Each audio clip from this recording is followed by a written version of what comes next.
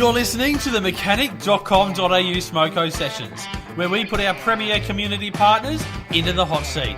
This week's question is, what is your number one time-saving tip for technicians? First up is Ian from Gates Australia. Good question. So quite often people will fit, or workshop will fit a new belt.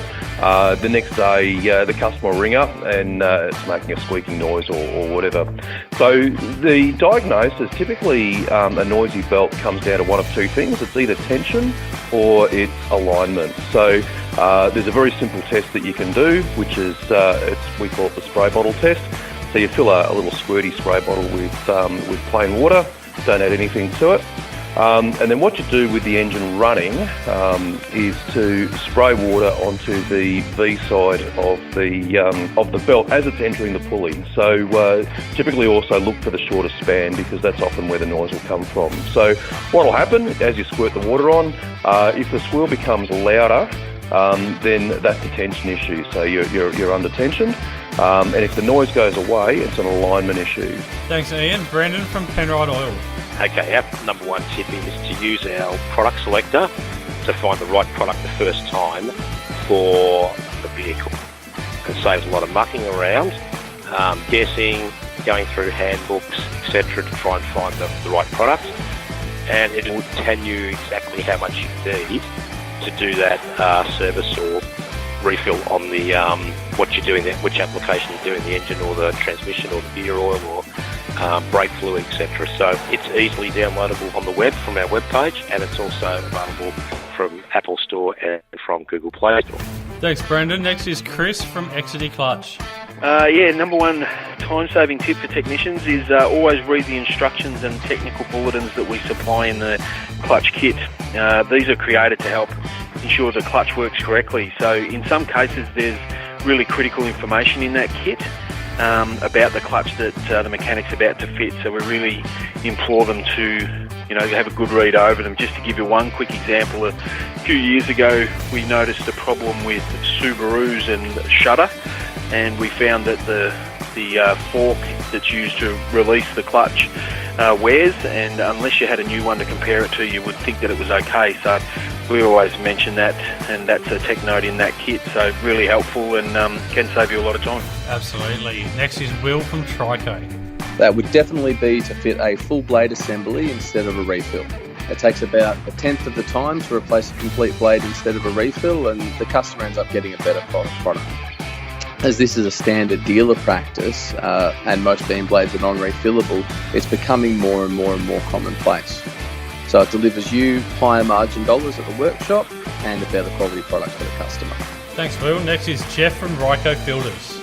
Our number one time-saving tip really is just to have the right tools, and I guess that sounds pretty obvious, but for us in filters particularly, the Ryco spin-on cans and our cartridges to a lesser extent, but the cans have very unique fluting.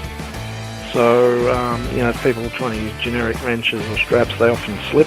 So, we understand that that's pretty frustrating. So we've created our own range of removal cups, removal wrenches. So I guess we'd just encourage the guys to get a hold of those, and they'll never have any trouble removing or tightening our spin-on cans. Thanks, Jeff. Next is Ian from Bendix. Well, that would be the Bendix brake pads with blue titanium stripe on the brake pad surface. Basically, it allows the brake pad to rapidly mate with the rotor when the brakes are first applied. So full braking performance is achieved in a few stops rather than the usual minimum 30 stops for a standard bedding in process. So saving approximately 10 minutes of the mechanic or fitter's time, thus saving them money and also being able to get another vehicle on the hoist quicker. Excellent. James from NGK. So the number one tip is to install quality parts sourced through a trusted distributor. NGK products sourced through our distribution network come backed by the NGK technical support team and full warranty support. Cheaper products in the market or parts sourced online generally do not have this level of support, and in the event of a failure, you are left on your own to resolve the issue, which can be costly and time-consuming to you and your customer. Absolutely, I've been there. Next is James from Narva. If you can see what you're doing, it's obviously going to be much easier to get the job done quickly. So obviously Narva has a large range of work lights available. However, now we're seeing more people moving towards the sort of hands-free option, which includes our See Easy under bonnet light, which has been really successful in the market, as well as our newly released Narva ALS head torches. So 2 hands make better work than one, I suppose. You're not wrong, mate. There's nothing worse than not being able to see what you're doing. Next is Bryden from Monroe Shock Absorbers. We definitely think having the right tools make the job much easier and quicker and ultimately safer for the technician. So on that basis, we reckon the Brannick 7600 spring compressor for replacing struts is a vital component to any workshop. The unit itself deals with long, short, narrow, angled struts. It doesn't require adapters.